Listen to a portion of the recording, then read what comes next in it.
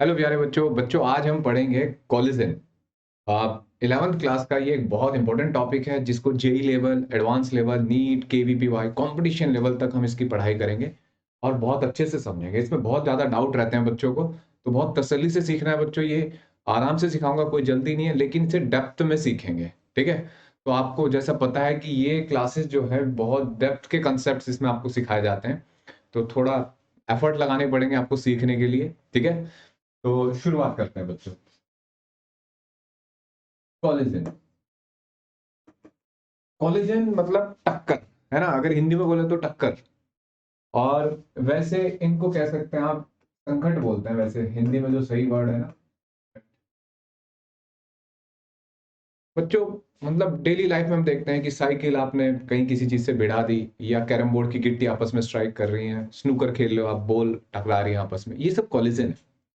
तो कोलिजन होता क्या है कि कोलिजन है जब भी किसी दो ऑब्जेक्ट के बीच में स्ट्रॉन्ग इंटरेक्शन हो, थोड़ी देर के लिए strong interaction between two object for a short duration is called collision. ठीक है, जब कोई दो ऑब्जेक्ट किसी थोड़ी देर के लिए इंटरेक्ट करते हैं, स्ट्रॉन्ग इंटरेक्शन होता है, जैसे एक इधर से आ रहा है, ये इधर से आ रहा है, कि यहाँ भिड़ गए। ठीक है, तो ये क्या कहलाए? कोलिजन। और फिर ये दूर जाएंगे या जो भी होगा।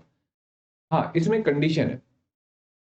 क्या बच्चों बताओ, अगर कोलिजन होना है दो ऑब्जेक्ट के बीच में, तो क्या उनके बीच में उस टाइम उनके बीच में कांटेक्ट होना जरूरी है? बताओ बच्चों, ऐसा जरूरी नहीं है कि दो ऑब्जेक्ट के बीच में कोलिजन अगर हो रहा है तो कांटेक्ट में हो ऑब्जेक्ट। आप भले ही 11th में सारे क्वेश्चन पढ़ते हो ऐसे जिसमें कांटेक्ट में आ जाते हैं दो ऑब्जेक्ट कोलिजन के टाइम। अदरवाइज ऐसे क्वेश्चन भी हैं, जैसे ये अल्फा पार्टिकल, एक पार्टिकल ऐसे चला गया, याद है? ये गॉड न्यूक्लियस है और एक अल्फा पार्टिकल ऐसे दूर से चला गया, तो ये भी तो फोर्स लगा ना, तभी तो ऐसे गया। याद है बच्चों, केमिस्ट्री में आपने रदरफोर्ड एक्सपेरिमेंट सुना होगा। और या इधर की तरफ भेजा, पॉजिटिव चार्ज है तो रिपेल करके वापस आ जाएगा।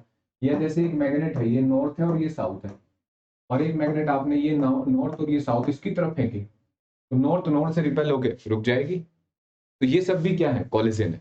ठीक है, तो इसका मतलब अगर हम सही डेफिनेशन बताएं, तो जो कॉलिजन की अगर सही डेफिनेशन की बात करें तो it is a strong interaction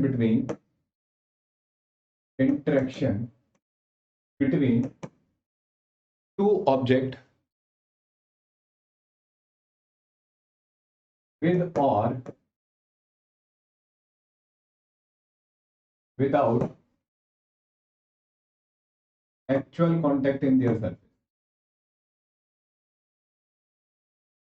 ठीक है, actual contact in their surface, क्या बोलते हैं बच्चों? इसको कोलिजन बोलते हैं। ठीक है, दो ऑब्जेक्ट के बीच में स्ट्रॉन्ग इंटरेक्शन कहलाता है ये। उम्मीद करता हूँ ये बात समझ में आई होगी। अब कोलिजन के लिए क्या क्या चीजें आपको पता होनी चाहिए, कितने कैटेगरी के कोलिजन होते हैं, ये सारी चीजें आपको सीखनी है धीरे धीरे। तो देखो बच्चों, सबसे पहले अगर हम कोलिजन की बात करते हैं तो कोलिजन दो तरीके का होता है बच्चों। हेड ऑन कोलिजन और ऑब्लिक कोलिजन। ठीक है,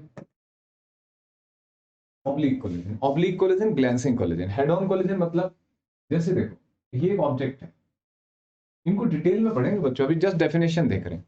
ये एक ऑब्जेक्ट है और एक ऑब्जेक्ट ये ऐसे एक ही लाइन के लॉन्ग चल रहा है, यहाँ टकरा है, टकराने के बाद भी ये उसी लाइन के लॉन्ग चल रहा है, तो ये हेड ऑन कोलिजन। ठीक है, मतलब टकराने से पहले लाइन ऑफ मोशन और टकराने के बाद लाइन ऑफ मोशन जब सेम रहती है तो that is called head on collision. लेकिन ऑब्लिक कोलिजन क्या होता है? जैसे ये है और ये ऑब्जेक्ट ऐसे चल रहा है, जब ये टकराएंगे तो ऐसा कुछ टकराएंगे। ठीक है, टकराने के बाद ये इधर चले, तो देखो डायरेक्शन ऑफ मोशन बदल गई ना, तो ये क्या कहलाता है? Oblique collision. ठीक है, दो कैटेगरी के कोलिजन है, तो इनको दोनों को डिस्कस करेंगे हम। अब इनके पीछे अब एक और बात, यहाँ एक वर्ड होता है line of impact. Line of impact होती है जैसे कॉमन नॉर्मल, तो कॉमन नॉर्मल के अलोंग जो कॉमन नॉर्मल ये हुआ ना बच्चों, एक कॉमन टेंजेंट, तो मैंने जैसे दो ऑब्जेक्ट टकरा रहे हैं ऐसे, तो ये लाइन तो हुई कॉमन टेंजेंट, ये डायरेक्शन क्या हुई? Common normal. तो कॉमन नॉर्मल के अलोंग हम बोलते हैं कि ये लाइन ऑफ इम्पैक्ट। ठीक है, लाइन ऑफ इम्पैक्ट किसको बोलते हैं? जो कॉमन नॉर्मल के अलोंग होती है। जैसे यहाँ पे देखो ये टकरा है, तो ये कॉमन टेंजेंट हुई, ये लाइन ऑफ इम्पैक्ट, ठीक है, लाइन ऑफ इम्पैक्ट, वैसे लाइन ऑफ कोलिजन भी कह सकते हैं। तो लाइन ऑफ इम्पैक्ट अगर सेम रहती है कोलिजन से पहले कोलिजन के बाद, तो that is called one dimension collision या हेड ऑन कोलिजन या डायरेक्ट इम्पैक्ट भी बोलते हैं इसको। लेकिन अगर लाइन ऑफ इम्पैक्ट बदल जाती है, मोशन जो है लाइन ऑफ इम्पैक्ट से अलग हो जाता है टकराने के बाद, तो क्या कहलाता है वो? ऑब्लिक कोलिजन, ठीक है। अब देखो बच्चों, तो ये दो कोलिजन हमें पढ़ने हैं, ठीक है। अब इनसे रिलेटेड और चीजें समझने की कोशिश कर रहे हैं। देखो जैसे अब क्या क्या बातें आपको याद रखनी है, ठीक है। जैसे मान लो ये दो ऑब्जेक्ट है, ठीक, ये स्पीड u1 से आ रहा है और ये u2 से, ठीक है, ये यहाँ टकरा है, ठीक है बच्चों, ये टकराने शुरू हुए यहाँ पे। मैं थोड़ा इधर बना देता हूँ इसको। अभी तक इनकी वेलोसिटी u1 u2 थी, लेकिन जैसे टकराएंगे तो इनके बीच में यहाँ एक नॉर्मल रिएक्शन लगेगा, है ना, और ये फोर्स होगा डिफॉर्मेशन का, आपस में लगेगा ना, ये डिफॉर्मेशन हुआ। अब ये डिफॉर्म होने शुरू होंगे, ये ऐसे दबेंगे, मान लो ये कुछ ऐसे हो गए, समझ सकते हो बच्चों, ये कंप्रेस होंगे, और कंप्रेशन के टाइम ना दोनों की स्पीड सेम हो जाएगी। मैं मैक्सिमम डिफॉर्म कर रहे हैं तो उस टाइम ये दोनों की एक स्पीड हो जाएगी, तो जिस टाइम ये स्पीड सेम हो जाती है, दोनों की स्पीड v और इसकी भी v, तो ये मैक्सिमम डिफॉर्मेशन है, इससे ज्यादा डिफॉर्मेशन नहीं हो सकता, ठीक है। अब ये क्या होगा, खुलना शुरू होंगे बच्चों, है ना, खुलना शुरू होंगे, तो ये ऐसे, अब जो फोर्स होगा, ये तो डिफॉर्मेशन फोर्स है और ये रेस्टोरिंग फोर्स है, ठीक है, और रेस्टिट्यूशन फोर्स भी बोलते हैं इसको। सोचो, जब तुम पहले ये टकराते कंप्रेस हो रहे हैं तो डिफॉर्म हो रहे हैं, अब वापस भी तो जाएंगे, तो रिगेन करेंगे, तो उस टाइम जो फोर्स होगा, रिफॉर्मिंग फोर्स होगा, रेस्टोरिंग फोर्स होगा, रेस्टिट्यूशन फोर्स बोल सकते हो आप इसको। इसमें ध्यान देना, ये फोर्स इसके बराबर जरूर नहीं होता कि ऐसा, ठीक है, बहुत रेयरली ये दोनों फोर्स बराबर होते हैं। देखो यहाँ पे इक्वल एंड अपोजिट है फोर्स, थर्ड लॉ फॉलो कर रहे हैं, यहाँ पे भी फॉलो कर रहे हैं, लेकिन जितनी पहले वैल्यू थी डिफॉर्मेशन के टाइम, उतने फोर्स जरूरी हो कि उतना ही फोर्स होगा डिफॉर्मेशन रिगेन जब करेगा, ऐसा जरूरी नहीं है, ठीक है। ये फोर्स अलग है इससे, क्योंकि देखो जब आप कोई चीज तोड़ देते हो, स्ट्रक्चर तोड़ देते हो, तो फिर वो खराब हो गया स्ट्रक्चर, अब वो उतना फोर्स नहीं लगाएगा जितना पहले लगा रहा था। हाँ ये गलत बात है कि यहाँ पे भी थर्ड लॉ फॉलो हो रहा है, ठीक है, इक्वल एंड अपोजिट फोर्स लगा रहे हैं एक दूसरे पे। अब क्या होगा, अब फिर ये थोड़ी देर बाद बच्चों, जैसे इसका नाम m1 है, इसका m2, ये m1, ये m2, m1 m2 ऐसे, अब ये अलग अलग वेलोसिटी से चलना शुरू कर, ठीक है बच्चों। तो ये पूरा हमने क्या पढ़ा, पूरा की कोलिजन कैसे होता है, वन डायमेंशन कोलिजन। अब इसके बीच में क्या क्या बातें आपको याद रखनी है, ठीक है। देखो पॉइंट्स जो आपको याद रखने हैं, पहले ड्यूरिंग कोलिजन, मतलब कोलिजन का टाइम वेरी स्मॉल, ठीक है, टाइम ऑफ कोलिजन हम बहुत छोटा मानते हैं, इज वेरी स्मॉल, ठीक, समझा बच्चों। दूसरा point, only impulsive force will be considered, will be considered। अब एक बच्चा कहे कि सर देखो सर यहाँ पे वेट भी लग रहा है, सर वेट का भी तो सोचो कुछ, तो वेट रेस्ट, अब मैंने याद करो आपको इम्पल्स पढ़ा रखा है, ठीक है, इम्पल्स पढ़ा रखा है और कंजर्वेशन ऑफ लीनियर मोमेंटम, और बहुत सारे केस और बहुत बढ़िया बढ़िया प्रॉब्लम करा रखी है। अगर आपने नहीं देखा तो आप वीडियो इधर उधर कहीं दिख रही होगी, प्लेलिस्ट में जाओ, लॉज ऑफ मोशन में वो वीडियो कराई थी, मतलब क्वेश्चन टॉपिक कराया था पूरा, बहुत अल्टीमेट वीडियो है बच्चों, जरूर देखनी चाहिए आपको अगर नहीं देखी तो उसे देख सकते हो, ठीक है। तो इंपल्सिव फोर्स और नॉन इंपल्सिव फोर्स समझा रखे हैं, वैसे आप समझ जाओ वेट, स्प्रिंग का फोर्स, ये सब नॉन इंपल्सिव फोर्स होते हैं, तो इनको कंसीडर नहीं करते, ठीक है। Only impulsive force will be consider, ठीक है, नॉट द नॉन इंपल्सिव, जैसे वेट, ठीक है, स्प्रिंग फोर्स, इन सबको कंसीडर नहीं करते, ठीक है। अब देखो बच्चों, ये बात समझ में आई। एक और बात, जब भी क्वेश्चन सॉल्व करेंगे, draw the free, cost and instantaneous FBD.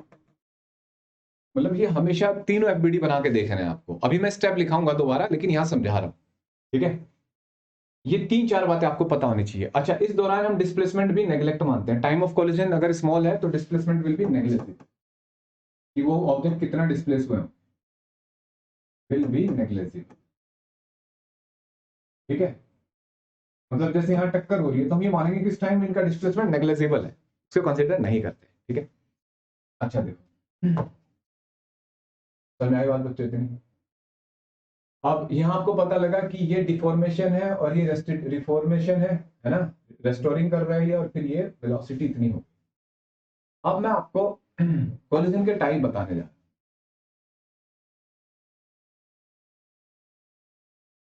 Collision को हमने दो कैटेगरी में डिवाइड करते हैं, इलास्टिक और इनइलास्टिक, ठीक है। इसका एक स्पेशल केस होता है परफेक्टली इनइलास्टिक, वो बताऊंगा। इलास्टिक अपने आप में परफेक्ट है, ठीक है।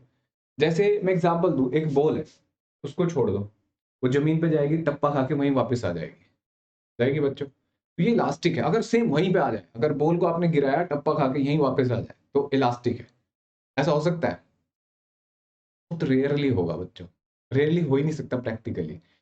ऐसा अगर कोलिजन हो जाए तो उसको इलास्टिक बोलते हैं, और इसमें ये माना जाता है कि कोई लॉस नहीं हुआ एनर्जी में, ठीक है। काइनेटिक एनर्जी जो है, काइनेटिक एनर्जी कंजर्व्ड है। ऐसे सोचो कि जब आप बॉल को गिराओगे ना, तो आपको आवाज भी नहीं आएगी, टप्पा खाने की भी आवाज नहीं आएगी, साउंड वाउंड किसी फॉर्म में कन्वर्ट नहीं होगी काइनेटिक एनर्जी, ठीक है। वापस रिगेन कर लेगा अपने आप को। दूसरा, दूसरी बात यहीं पे, काइनेटिक एनर्जी कंजर्व रहती है। दूसरा, इसमें फोर्स जो होते हैं कंजर्वेटिव फोर्स होते हैं बच्चों, कंजर्वेटिव फोर्स होते हैं यहाँ पे इस केस में, ठीक है। कंजर्वेटिव फोर्स मतलब ऐसे फोर्स नहीं जो एनर्जी को हीट या इस फॉर्म में किसी दूसरी एनर्जी की फॉर्म में कन्वर्ट कर। इनइलास्टिक, अब जो भी डेली लाइफ में कोलिजन होते हैं ना, वो सब इनइलास्टिक है। आपने बॉल को गिराया, टप्पा खा के किसी पर्टिकुलर हाइट तक आती, कभी यहाँ तक तो आती ही नहीं ना, अगर यहाँ तक आ जाती तो इलास्टिक होता। तो आइडियल कोलिजन होता है इलास्टिक, जो परफेक्टली मतलब जो पॉसिबल नहीं प्रैक्टिकली। जितने भी कोलिजन होते हैं सब इनइलास्टिक। अगर मैं पेन गिरा दूं, ये टप्पा खा के कुछ ऊपर हाइट तक आएगा, दैट इज इनइलास्टिक। तो इनइलास्टिक, इसमें काइनेटिक एनर्जी चेंज हो जाती है, किसी और फॉर्म में कन्वर्ट हो जाती है, तो kinetic energy is not conserve.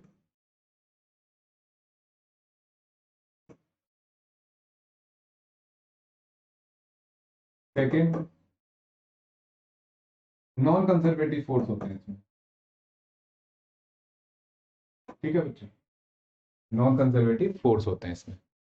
इसी का एक स्पेशल केस बच्चों परफेक्टली इनइलास्टिक है।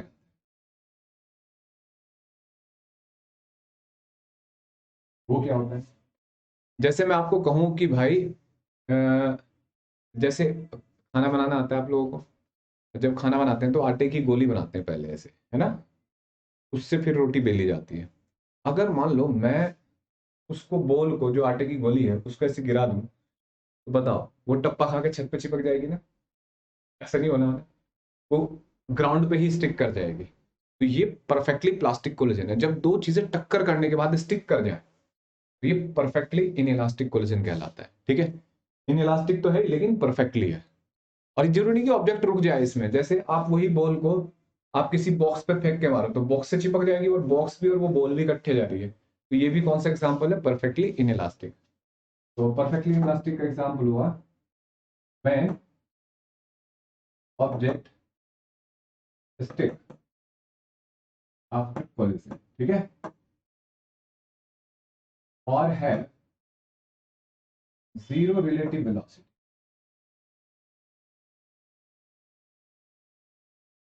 आफ्टर कोलिजन, ठीक। बिना टक्कर के बाद जीरो रिलेटिव वेलोसिटी से चले, मतलब चले। जैसे इसका एक और एग्जांपल देते हैं, जैसे ठेला होता है ना, ठेला खड़ा है, ऐसे एक हीरो आया साउथ इंडियन मूवी वाला, दौड़ के आगे ठेले पे बैठ गया, तो ठेला और हीरो इकट्ठे जा रहे हैं, तो that is also a perfectly inelastic collision, क्योंकि दोनों की रिलेटिव वेलोसिटी जीरो है। स्टिक ही मान लो आप चिपक गए एक दूसरे से, ऐसे सोचो, ठीक है। तो ये सिंपल सिंपल मैंने अभी आपको डिफरेंस बताया कि इन इलास्टिक और इलास्टिक में क्या डिफरेंस और इसके स्पेशल केस की बात की, ठीक है। अभी आगे बढ़ने से पहले हमें एक कंसेप्ट पढ़ना पड़ेगा बच्चों, न्यूटन्स लॉ ऑफ कोलिजन, जो आपको एनसीईआरटी में नहीं दे रखा, लेकिन ये हमारे काम आता है बहुत, तो हम इसको पढ़ेंगे, ठीक है। देखो बच्चों,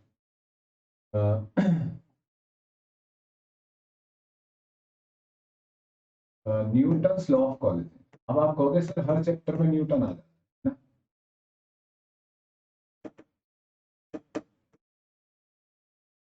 ये m1, ये u1, m2, u2, ठीक है। अब देखो बच्चों यहाँ आगे मैंने टकराना शुरू कर, ठीक है। और जब ये टकरा रहे हैं ऐसे, तो इनके बीच में फोर्स लगेगा, जो अभी बताया था ना, डिफॉर्मेशन फोर्स, है ना। ये बहुत इंपल्सिव फोर्स होगा। अच्छा, अभी इनकी स्पीड अलग अलग हो सकती है, लेकिन यहाँ पे आके थोड़ी देर के लिए इनकी स्पीड सेम होगी दोनों, m1 m2 की स्पीड हो गई v, ठीक है। और यहाँ जब ये स्पीड सेम हो जाती है तो उस टाइम मैक्सिमम डिफॉर्मेशन फोर्स लग रहा होता है। यहाँ पे जो फोर्स लग रहा होगा ना, यही डिफॉर्मिंग फोर्स भी वेरिएबल होता है, लेकिन यहाँ पे सबसे ज्यादा होगा, ठीक है, सबसे ज्यादा होगा इसकी वैल्यू। इसके बाद फिर ये डिफॉर्म हो चुका है, अब ये वापस खुलना शुरू करेंगे, ये वापस शुरू हो गए खुलना ऐसे, ठीक है। अब इनके बीच में कौन सा फोर्स होगा बच्चों, रिस्टोरिंग या रेस्टिट्यूशन फोर्स, और थोड़ी देर बाद ये अलग अलग स्पीड से चलना शुरू, ठीक है बच्चों, ऐसे। अब कुछ को लगेगा सर ये तो वहां टक्कर खाई थी, यहाँ कैसे चल रहे हैं, उधर ही चल, भाई जगह कम है ना बोर्ड पे, इसलिए ऐसे बना दिया, ठीक है।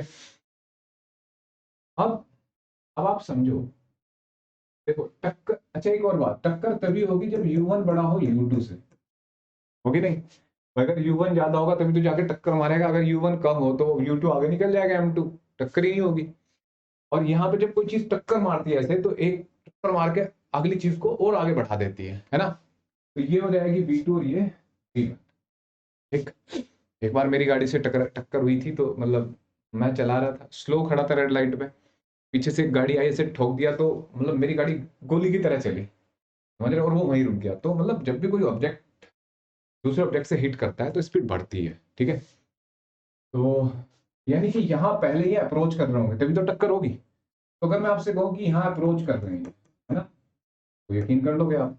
और यहाँ क्या हो रहा है अभी, ये इसकी स्पीड ज्यादा है, इसकी कम, तो ये सेपरेट हो, अब सेपरेशन शुरू हुई, है ना। तो न्यूटन ने बताया कि velocity of separation, separation upon velocity of approach is a constant quantity, that is e. एक और तरीके से बताया कि impulse of restitution upon impulse of deformation is a constant. E is called coefficient of restitution, ठीक है बच्चों। Restitution मतलब कितना रिगेन कर सकता है कोई ऑब्जेक्ट अपने आप को। और देखो अब ये समझने वाली बातें शुरू हो गई। देखो अगर इलास्टिक कोलिजन है,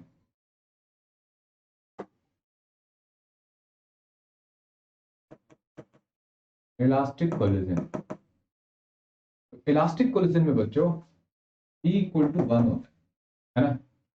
E इक्वल टू 1 होने का मतलब, और ये ना डिपेंड्स ऑनली, ये बताओ ये किस पे डिपेंड करता है, ऑन नेचर ऑफ मटेरियल, किस मटेरियल का बना है ऑब्जेक्ट, ठीक है। Nature of material, not the shape of object, shape से कोई लेना देना नहीं है, ठीक है। स्टील की बॉल है या कॉपर की, इससे मतलब है, साइज क्या है, शेप क्या है उस बॉल की, इससे मतलब नहीं है, ठीक। तो E इक्वल टू 1 यानी कि इलास्टिक कोलिजन। अगर E इक्वल टू 1 हो यानी कि impulse of restitution equal to impulse of deformation, है ना। इसको आप थोड़ा इमेजिन करो इस बात को, कि जैसे टक्कर करी तो डिफॉर्मेशन हो रहा होगा यहाँ, है ना। और फिर ये कंप्रेस होकर फिर वापस भाग रहा होगा, तो यहाँ क्या होगा बच्चों, रिफॉर्म हो रहा है, ये है ना, मतलब वापस रिगेन कर रहा है अपनी शेप को, तो ये दोनों फोर्स उसी तरीके से होंगे, मतलब सेम इंपल्स पैदा करेंगे ये, तभी तो वापस रिगेन करेगा अपने आप को ये, है ना, इलास्टिक में। तो no loss in kinetic energy, same वही एनर्जी वापस आ जाए। तो ये पहला इलास्टिक, ठीक है। दूसरा इनइलास्टिक। इनइलास्टिक में बच्चों E लेस देन 1 और 0 के बराबर। तो इसका मतलब अगर ऐसा है, अगर E लेस देन 1 हो तो impulse of restitution is less than impulse of deformation। तो सोचो, मतलब जैसे ऐसे सोचो, आप कोई मटेरियल था, टक्कर खा के वो उसका स्ट्रक्चर टूट गया, तो अब उसके बॉन्ड के बीच में कम फोर्स लगेगा ना, तो अब हल्का फोर्स लगाएंगे ना रिगेन करने के लिए, तो डिफॉर्मिंग फोर्स कम हो गया, है ना, तो डिफॉर्मेशन वाला जो इंपल्स है वीक पड़ गया, ठीक है। अब ये कहां से आया इसका नहीं सोचना बच्चों, आपको हो सकता है कि कहां से आया, रेशियो है ये, इसकी लेंथी कैलकुलेशन है जो हमारे लिए मतलब की नहीं है कुछ भी, हम इसका इस्तेमाल समझेंगे बस, ठीक। अब impulse of restitution less than, कुछ बुक्स में दे रखा है लेकिन जरूरत नहीं है हमें, हमें ये कंसेप्ट समझ में आ गया तो बहुत है, ठीक है। अच्छा, अगर परफेक्टली इनइलास्टिक, बच्चों एक और बात, परफेक्टली इनइलास्टिक को प्लास्टिक कोलिजन भी बोलते हैं। तो E इक्वल टू अगर जीरो हो जाए, E जीरो हो जाए, तो E जीरो कब होगा, जब ये इंपल्स ऑफ रेस्टिट्यूशन क्या हो जाए, जीरो, मतलब रेस्टिट्यूट करे ही ना बॉडी अपने आप को, जहां है वही रह जाए बस, जिस शेप में है। जैसे बॉल आटे की गोली ग्राउंड पे गई तो वहीं चिपक गई, रिगेन नहीं करने की कोशिश करी, ऊपर उठने की कोशिश नहीं करी, है ना। तो ये कह सकते हो, या कह सकते हो वेलोसिटी ऑफ सेपरेशन क्या हो जाए, जीरो। भाई ई को आप जीरो करना चाहते हो तो इसको भी तो जीरो कर सकते हो, वेलोसिटी ऑफ सेपरेशन जीरो हो गई, इसका रिगेन ही नहीं करा उसने, है ना। सेम वेलोसिटी जो ऑब्जेक्ट की आपस में दोनों ने सेम वेलोसिटी एक्वायर कर ली, जीरो है तो जीरो, 100 है तो 100, जो भी वैल्यू है, समझ में आ रही है बात। भाई टक्कर खा के दोनों ने सेम वेलोसिटी एक्वायर कर ली, तो इसका मतलब जैसे यहाँ पे ये स्टिक करे रह जाए तो ये प्लास्टिक कोलिजन है, तो अगर चलेंगे तो दोनों सेम वेलोसिटी चलेंगे, रुकेंगे तो दोनों रेस्ट में रहेंगे, है ना।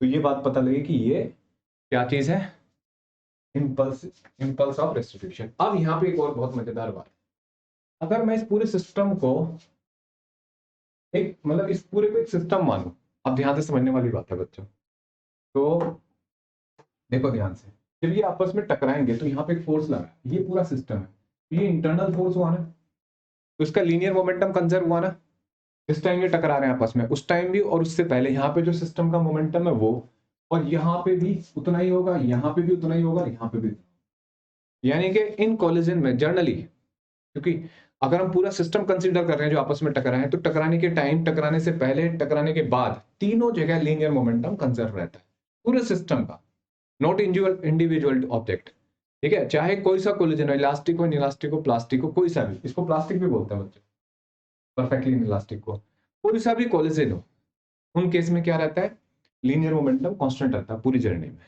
लेकिन अब जैसे आपने इलास्टिक कोलिजन में बोला कि भाई काइनेटिक एनर्जी कांस्टेंट रहती है ना, यही पढ़ा, लेकिन ध्यान रहे बिफोर और आफ्टर कांस्टेंट रहती है, बिफोर ये पहले और आफ्टर, इस बीच में काइनेटिक एनर्जी कांस्टेंट नहीं रहती। सिर्फ क्यों, क्योंकि कुछ देर के लिए बच्चों काइनेटिक एनर्जी किस में कन्वर्ट हो जाती है, पोटेंशियल एनर्जी में, सिस्टम के कॉन्फ़िगरेशन में जमा हो जाती है। सोचो भाई टकरा रहे थे, टकरा के कंप्रेस हो रहे हैं, तो उस टाइम पोटेंशियल एनर्जी की तरह नहीं हो जाएगा, बॉन्ड में स्टोर हो जाएगी एनर्जी, फिर वापस भागेगी। तो काइनेटिक एनर्जी की जो हम बात करते हैं बिफोर और आफ्टर कंजर्व रहती है इलास्टिक में, और लीनियर मोमेंटम बिफोर, ड्यूरिंग और आफ्टर तीनों जगह कांस्टेंट रहता है। क्लियर है बच्चों ये बात, ठीक है। तो हमें ये बात समझ में आ गई। अच्छा, अगर हम इनइलास्टिक की बात करें, इस वाले की, तो इनइलास्टिक में तो काइनेटिक एनर्जी कंजर्व नहीं रहती, लेकिन लीनियर मोमेंटम इसमें भी कंजर्व रहता है, अगर बाहर से कोई फोर्स नहीं लग रहा है तो, ठीक है। वहां पे भी हमने अभी देखा कोई बाहर से फोर्स नहीं है, तो इसलिए मोमेंटम कंजर्व रह गया। तो उम्मीद करता हूँ ये बात आपको समझ में आ गई, ठीक है। अब क्वेश्चन कैसे हैंडल करें, ठीक है। तो देखो बच्चों,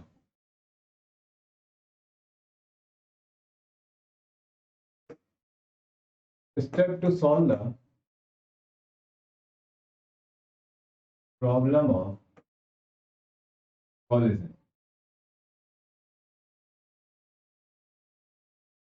ठीक है। First, draw the pre post and instantaneous FBD. ठीक है, कोलिजन के एफबीडी बनाओ, कोलिजन से पहली सिचुएशन के, कोलिजन के टाइम के, कोलिजन के बाद के एफबीडी बनाओ। दूसरा, apply conservation of linear momentum. ठीक है, इन पॉसिबल डायरेक्शन। ये क्या बात है सर? भाई अगर 2 डायमेंशन है तो हो सकता है 2 डायमेंशन में अप्लाई हो, किसी एक पर्टिकुलर डायरेक्शन में अप्लाई हो, तो जिस डायरेक्शन में पॉसिबल है उसमें अप्लाई करो। कई बार ऐसा होता है कि वर्टिकल डायरेक्शन में कोई फोर्स एक्ट कर रहा है तो हम अप्लाई नहीं कर पाते, हॉरिजॉन्टल में अप्लाई कर देते हैं। ठीक है, अब देखो कुछ कोलिजन ऐसे भी माने जाते हैं, बहुत लंबी ड्यूरेशन के कोलिजन माने जाते हैं। उस टाइम कोई बार ऐसा भी होता है कि नॉन इंपल्सिव फोर्स को भी हमें देखना पड़ता है, तो इसलिए बताया जा रहा है कि जिस डायरेक्शन में पॉसिबल है वहीं अप्लाई करने की कोशिश करेंगे, जब नहीं हो रहा जिस डायरेक्शन उसमें नहीं करना। तीसरा, apply Newton's law of collision.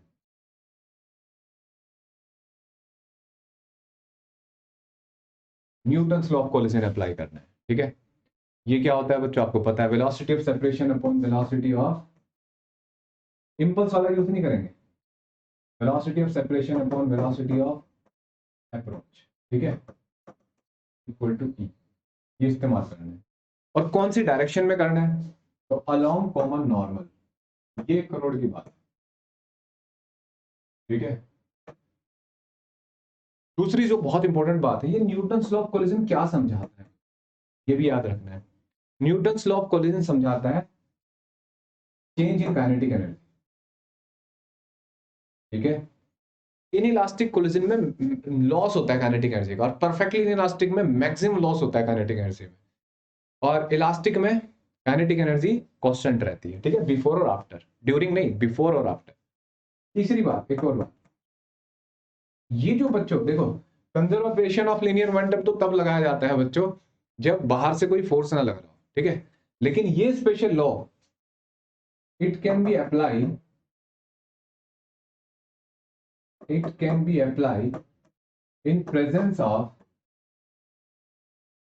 external force। External force की प्रेजेंस में भी लगा सकते हो आप इसको, समझ में आई बात? It can be apply in presence of external force, तो ये बात ध्यान रखनी है आपको। बोलो बच्चों, समझ में आई इतनी बात? तो ये 3-4 स्टेप है, मतलब ये कॉमन नॉर्मल के लॉन्ग लगाओ और बाहर से फोर्स लग रहा है तो भी लग सकता है, कोई दिक्कत नहीं है। और conservation of linear momentum check करो कौन सी डायरेक्शन में फोर्स लग। ठीक है, हमने इसका बेसिक पढ़ा, अगली क्लास में हम इसके एप्लीकेशन समझेंगे, मोशन 1 डायमेंशन को कैसे हैंडल किया जाता है। ठीक है, इसकी प्रॉब्लम सॉल्व करने के तरीके सीखेंगे, डेरिवेशन समझेंगे। तो आज की क्लास में इतना ही है। डाउट फीचर के बारे में बताऊंगा। आज का डाउट है कि अगर आपके कोई भी डाउट है, चाहे भले ही आप किसी और भी कंपटीशन की प्रिपरेशन कर रहे हो, तो आपके पास अनअकैडमी का एक लर्निंग ऐप होना चाहिए बच्चों। उस लर्निंग ऐप में आपकी कैटेगरी होनी चाहिए कि कौन सी कैटेगरी में आप हो, सीबीएसई में हो, नीट में हो, जेयू में हो। जैसे ये आपके पास ऐप हुआ, इसमें सीबीएसई में मैंने कैटेगरी चूज कर रखी है मान लो, तो आस्क अ डाउट फीचर में जाओ, आस्क अ डाउट में जाके जो भी फोटो है, क्वेश्चन है, उसका फोटो लो इस तरीके से या गैलरी से अपलोड कर लो। ठीक है, अब इसके बाद क्या करना है बच्चों, आपको उस फोटो को क्रॉप करो और उसके बाद उसे सेंड कर दो। ठीक है, सब्जेक्ट चूज करके कि सब्जेक्ट कौन सा है, और बच्चों आपको आंसर मिल जाएगा। ठीक है, इसके साथ और भी बातें बताता हूँ बच्चों आपको। अगर मान लो अनअकैडमी पे आपको प्लस सब्सक्रिप्शन लेना है, प्लस सब्सक्रिप्शन क्या होता है, घर बैठ के आप पढ़ सकते हो, रेगुलर बैचेस हैं, डिफरेंट डिफरेंट कोर्सेज हैं, बहुत मतलब इंडिया के नंबर, मतलब जितने भी बेस्ट एजुकेटर हैं सारे प्लस प्लेटफॉर्म पे पढ़ा रहे हैं। वहां आप मान लो 3 क्लास में अगर आप पढ़ा रहा हूँ बैच में, तो चौथी क्लास मेरी रेगुलर डाउट सॉल्विंग क्लास होती है, मतलब जिसमें हम डाउट डिस्कस करते हैं, डाउट क्लियरिंग सेशन बोलते हैं उसको। तो ये बहुत प्लस बेनिफिट है। मैक्सिमम जगह पे मैंने देखा है कि बच्चे पढ़ते रहते हैं, उनके डाउट के लिए टाइम नहीं मिलता उनको, तो यहाँ पे ऐसा नहीं होता। 3 क्लास के बाद चौथी क्लास हमेशा डाउट क्लियरिंग क्लास है। ठीक है, और अनलिमिटेड एक्सेस अगर मान लो आप प्लस सब्सक्रिप्शन ले लेते हो तो हर टीचर का एक्सेस कर सकते हो कोर्स आप। ये नहीं कि आपने मेरे कोर्स लिया है, मेरा ही कोड डाला है तो बस मैं ही, प्लस पे जितने टीचर्स हैं सबके कोर्स आप देख सकते हो, पुराने कोर्स, नए कोर्स और अपकमिंग कोर्स, और ये जो भी करंट में चल रहे हैं। ठीक है, और इसके लिए बहुत नॉमिनल सी फीस है बच्चों। जैसे आप 1 मंथ का पैकेज लेते हो तो 2700, 3 मंथ्स का लेते हो तो 2250 पर मंथ। लेकिन सारे सब्जेक्ट होंगे साइंस के, इंक्लूड इंग्लिश भी होगा, ठीक है, कंप्यूटर साइंस भी। तो 24 मंथ्स का अगर आप लेते हो तो 938 है। तो और उसमें भी अगर आपको एक्स्ट्रा 10% चाहिए तो उसका भी तरीका बताता हूँ बच्चों में। अच्छा, यहाँ पे एक प्लस बता देता हूँ मैं आपको बेनिफिट। अगर आप 12 मंथ्स का सब्सक्रिप्शन लेते हो तो 2 मंथ्स का आपको एक्स्ट्रा मिल रहा है। बिल्कुल ऐसे 18 मंथ्स का आप सब्सक्रिप्शन लेते हो तो 3 मंथ्स का, 24 मंथ्स में 4 मंथ्स का।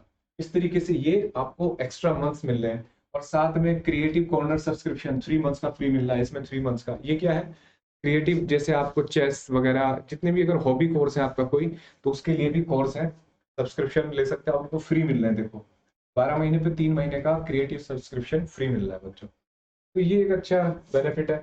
दूसरा, अगर मान लो आप जैसे मतलब मेरा ये कोड अगर इस्तेमाल करते हो बच्चों, हाँ एक बात आपको ध्यान देनी पड़ेगी, अगर आपको प्लस सब्सक्रिप्शन लेना है और उसमें 10% डिस्काउंट लेना है तो आपको उज्जवल के लाइव, बच्चों यहाँ पे फैकल्टी कोड होता है, एक रेफरल कोड, जैसे ये उज्जवल के लाइव है, इसको यूज करो और 10% डिस्काउंट मिलेगा इंस्टेंट। लेकिन वो तभी मिलेगा जब आप डिस्क्रिप्शन बॉक्स से जो लिंक लोगे उसके थ्रू आप जाओगे। तो अगर आप डायरेक्ट जाओगे ऐप के थ्रू तो आपको ये 10% डिस्काउंट नहीं मिलेगा।